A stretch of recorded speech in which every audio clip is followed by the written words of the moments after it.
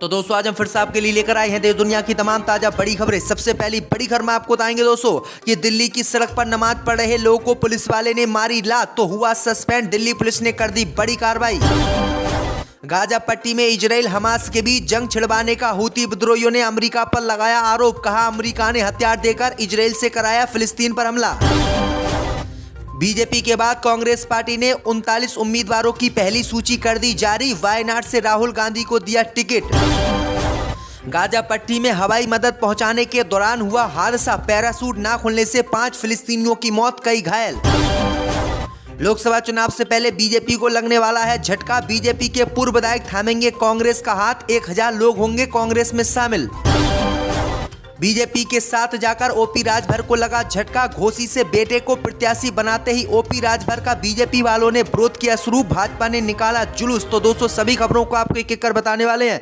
Video को like कर channel को सब्सक्राइब कर दें। इसी बीच पर तो दोस्तों अगली खबर की ओर। तो दिल्ली में सड़क पर नमाज पढ़ रहे लोगों को पुलिस वाले ने मारी लात, हुआ सस्पेंड। जय दोस्तों आपको बता दें ये बड़ी खबर सामने निकल कर आई दोस्तों की दिल्ली में सड़क पर नमाज पढ़ रहे लोगों पर लात मुंह से बरसाने वाले पुलिस इंस्पेक्टर को दिल्ली पुलिस ने सस्पेंड कर दिया है। दरअसल आपको बता दें कि कल सड़क पर जुमे की नमाज अदा कर रहे नमाजियों पर इस पुलिसकर्मी ने हटाने के दौरान लात मुंह से बरसा दिए थे, जिसका वीडियो सोशल मीडिया पर वायरल हुआ था। उसके बाद दिल्ली के इंद्रलोक इलाके के थाने का मुस्लिम समाज के लोगों ने घेराव किया था और जमकर विरोध किया था। वहीं आपको बता दें कि मुस्लिम समुदाय के विरोध प्रदर्शन के बाद दिल्ली पुलिस ने इंद्रलोक इलाके के चौकी इंचार्ज को सस्पेंड कर दिया। तो ये बड़ी अपडेट आ रही है दोस्तों। इसी बीच पर तो दोस्तों अगली खबर की ओर। तो हूती विद्रोहियों ने अमेरिका की खोली पोल। कहा अमेरिका ने शुरू करवाई इजराइल हमास के बीच जंग।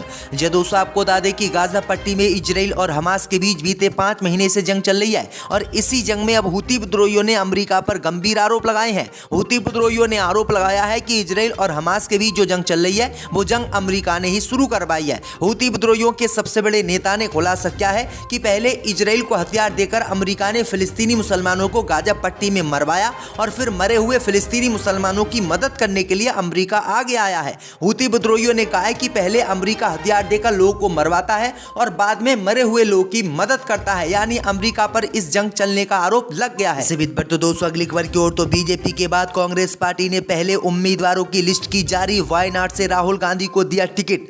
जय दोस्तों आपको बता दें कि बीजेपी के बाद कांग्रेस पार्टी ने लोकसभा चुनाव के लिए पहली लिस्ट घोषित कर दी है। इसमें 39 उम्मीदवारों के नामों का ऐलान किया गया है। इसमें राहुल गांधी को वायनाड से टिकट दिया गया है। इसके साथ ही एक बार फिर से चर्चा शुरू हो गई है कि राहुल गांधी वायनाड के अलावा अमेठी से चुनाव लड़ेंगे या नहीं। वहीं आपको बता दें कि इसमें छत्तीसगढ़ के मुख्यमंत्री का भी नाम शामिल है, उनको भी टिकट दिया गया है। इसी बीच पर तो दोस्तों अगली खबर की ओर। तो लोकसभा चुनाव से पहले बीजेपी को लगने वाला है बड़ा झटका। बीजेपी का पूर्व विधायक कांग्रेस पार्टी में होगा शामिल। जय दोस्तों आपको बता दें कि लोकसभा चुनाव से पहले बीजेपी को बड़ा झटका लगने वाला है। दरअसल आपको बता दें कि भाजपा से 2 बार 2005 से 2015 तक विक्रम से विधायक रहे अनिल कुमार 10 मार्च को बीजेपी छोड़कर कांग्रेस पार्टी में शामिल होने वाले हैं। दरअसल आपको बता दें कि नौबतपुर के खेल मैदान में आयोजित जनसभा में उन्हें कांग्रेस के प्रदेश अध्यक्ष अखिलेश प्रसाद सिंह ने सत्ता दिलाई है। वहीं आपको बता दें कि लोकसभा चुनाव से पहले बीजेपी के लिए यह बड़ा झटका माना जा रहा है। इसी बीच पर तो दोस्तों अगली खबर की ओर। तो गाजा पट्टी में हवाई मदद पहुंचाने के दौरान हुआ हादसा। पैराशूट ना खुलने से 5 फिलिस्तीनियों की मौत। जय दोस्तों आपको बता दें कि इजराइल और हमास के बीच जंग में अब तक लाखों लोग प्रभावित हो चुके हैं। गाजा में युद्ध की मार झेल रहे नागरिकों को एयर ड्रॉप के जरिए मदद पहुंचाने का काम अमेरिका के द्वारा किया जा रहा है, लेकिन शुक्रवार को एक मानवीय एयर ड्रॉप का पैराशूट नहीं खुलने से 5 लोग की गाजा पट्टी में मौत हो गई और कम से कम 10 लोग घायल हो गए, जिसमें गाजा में 7 शरणार्थी शिविर में भोजन के लिए कतार में खड़े नागरिकों के एक समूह पर एक पैराशूट गिर गई। रिपोर्ट के मुताबिक हताहतों को अल-शिफा अस्पताल में ले जाया गया है, जिसके बाद अमेरिका ने भी इस घटना की निंदा की है, क्योंकि आपको बता दें कि इजराइल और हमास के बीच जो जंग चल रही है, इसी जंग में गाजा पट्टी में लोग भूख से ना मरे, इसके लिए अमेरिका पैराशूट के जरिए खाना गाजा पट्टी में पहुंचा रहा है। इसी बीच पर तो दोस्तों अगली खबर की ओर। तो घोसी से बेटे को प्रत्याशी बनाते ही ओपी राजभर का विरोध शुरू। भाजपा ने निकाला जुलूस, किया प्रदर्शन। जय दोस्तों आपको बता दें कि बीजेपी में शामिल ओपी राजभर की पार्टी सुबह सपा को भाजपा ने गठबंधन के तहत यूपी की घोसी सीट दी है। इसी सीट से गुरुवार को ही ओपी राजभर ने अपने बड़े बेटे अरविंद राजभर को प्रत्याशी घोषित किया है। अरविंद का नाम आते ही भाजपा कार्यकर्ताओं में आक्रोश फैल गया है। शुक्रवार को भाजपा कार्यकर्ता सड़क पर उतर आए और ओपी राजभर के खिलाफ नारेबाजी करते हुए जुलूस निकाला।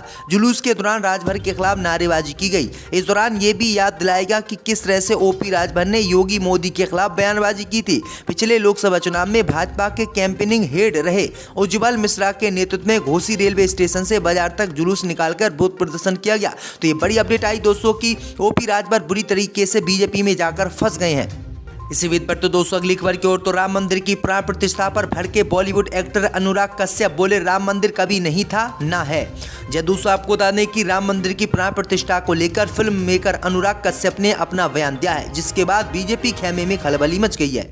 एक इवेंट में उन्होंने राम मंदिर की प्राण प्रतिष्ठा के कार्यक्रम पर सवाल उठाए और उन्होंने कहा कि जहां पर राम मंदिर की प्राण प्रतिष्ठा की गई है वहां पर राम मंदिर कभी नहीं था और ना है। उन्होंने कहा कि मैं वाराणसी का भले ही हूं लेकिन मैं हिंदू धर्म को नहीं मानता हूं और मैं नास्तिक हूं। तो ये बड़ी अपडेट आई दोस्तों कि अनुराग कश्यप ने राम मंदिर पर सवाल खड़े कर दिए हैं। इसी बीच पर तो दोस्तों अगली खबर की ओर तो गाजा पट्टी में जंग के बीच यमन के हौथियों ने आदन की खाड़ी में सिंगापुर के झंडे वाले जहाज पर फिर से किया हमला। दोस्तों आपको बता दें कि यमन के हौती समूह ने अदन की खाड़ी में सिंगापुर के झंडे वाले एक जहाज पर फिर से मिसाइल से हमला कर दिया है। एक अधिकारी ने नाम ना छापने का अनुरोध करते हुए समाचार एजेंसी सनहुआ को बताया है कि सिंगापुर के झंडे वाले मालवाहक जहाज प्रोपेलर फॉर्चून को अदन के खाड़ी से लगभग 50 समुद्री मील दूर मिसाइलों से निशाना बनाया गया है। हमले में जहाज के चालक दल के सदस्यों के हताहत होने की तत्काल कोई खबर नहीं है। वहीं आपको बता दें कि इससे पहले ही हूती विद्रोहियों ने एक जहाज पर हमला किया था जिसमें 3 लोग मारे गए थे जबकि 20 से ज्यादा लोग घायल हुए थे। और एक बार फिर से अदन की खाड़ी में ही सिंगापुर के जहाज पर यमन के हूतीस ने हमला किया है जिससे अमेरिका के पसीने छूट गए हैं। इसी बीच पर तो दोस्तों अगली खबर की ओर तो टिकट कटने के बाद भाजपा सांसद बागी भीड़ जुटाकर कर दिया बीजेपी के खिलाफ ऐलान। दोस्तों आपको बता दें कि भारतीय जनता पार्टी की ओर से 195 सीटों पर उम्मीदवारों के ऐलान किए जा चुके हैं और जल्द दूसरी सूची जारी करने की तैयारी है। पहली लिस्ट में जिन सांसदों का टिकट काटा गया है उनमें एक ने बगावत का बिगुल फूंक दिया है जो बीजेपी के लिए बहुत बुरा झटका माना जा रहा है। राजस्थान के चुरू से सांसद राहुल कासवा ने शुक्रवार को अपने आवास पर हजारों समर्थकों को जुटाकर न सिर्फ शक्ति प्रदर्शन किया बल्कि बगावत का भी ऐलान कर दिया। राहुल कासवा ने भावुक अंदाज में समर्थकों के सामने अपनी बात रखी और अपनी नाराजगी का खुलकर इजहार किया। राहुल ने समर्थकों से पूछा कि उन्हें क्या करना चाहिए। समर्थकों ने उन पर ही फैसला छोड़ा है तो कासवा ने चुनाव लड़ने के संकेत देते हुए कह दिया। यानी आपको बता दें कि अब बीजेपी उम्मीदवार के खिलाफ ही बीजेपी का नेता चुनाव लड़ेगा जो बीजेपी के लिए बड़ा झटका माना जा रहा है। इसी बीच पर तो दोस्तों अगली खबर की ओर तो रूस में फंसे भारतीयों को लेकर मोदी सरकार ने अलर्ट किया जारी। कहा झूठ बोलकर सेना में भर्ती करा रहे हैं लोगों को, सावधान रहे भारतीय। दोस्तों आपको बता दें कि रूस में काम करने के लिए ठगे गए भारतीय नागरिकों के मामले को लेकर मोदी सरकार ने एक बयान जारी किया है। विदेश मंत्रालय ने कहा है कि कई भारतीय नागरिकों को रूसी सेना में काम करने के नाम पर धोखा दिया गया है। उन्होंने कहा कि हमने ऐसे भारतीय नागरिकों की शीघ्र रिहाई के लिए मामले को उठाया है।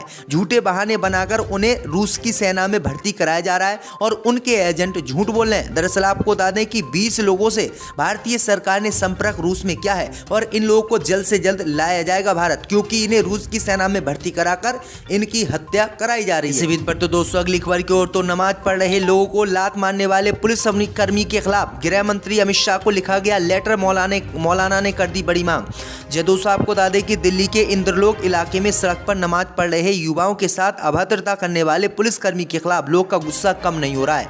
उसके निलंबन के बाद अब जामिते उलमाए हिंद ने गृह मंत्री अमित शाह को लेटर लिखा है। इसमें पुलिसकर्मियों को सेवा से मुक्त करने की मांग की गई है। जामिते उलमाए हिंद के अध्यक्ष मौलाना महमूद असद मदनी ने कहा कि ऐसी घटनाओं से वैश्विक स्तर पर देश की छवि खराब होगी। पुलिसकर्मी के रवैये से पता चलता है कि वो इस्लामोफोबिया की बीमारी से ग्रसित है, सांप्रदायिक शक्तियों की सोच से प्रभावित है, इसलिए वैचारिक सुधार के साथ उसको अपने काम के प्रति वफादार होने का प्रशिक्षण दिया जाना जरूरी है।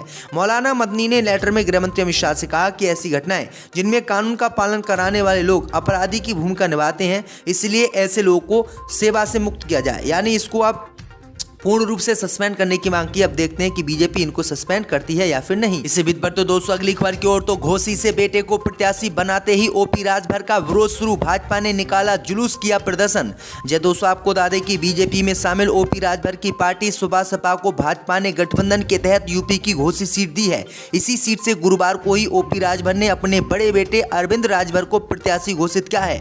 अरविंद का नाम आते ही भाजपा कार्यकर्ताओं में आक्रोश फैल गया है। शुक्रवार को भाजपा कार्यकर्ता सड़क पर उतर आए और ओपी राजभर के खिलाफ नारेबाजी करते हुए जुलूस निकाला। जुलूस के दौरान राजभर के खिलाफ नारेबाजी की गई। इस दौरान ये भी याद दिलाएगा कि किस तरह से ओपी राजभर ने योगी मोदी के खिलाफ बयानबाजी की थी। पिछले लोकसभा चुनाव में भाजपा के कैंपेनिंग हेड रहे उज्जवल मिश्रा के नेतृत्व में घोसी रेलवे स्टेशन से बाजार तक जुलूस निकालकर विरोध प्रदर्शन किया गया। तो ये बड़ी अपडेट आई दोस्तों की ओपी राजभर बुरी तरीके से बीजेपी में जाकर फंस गए हैं।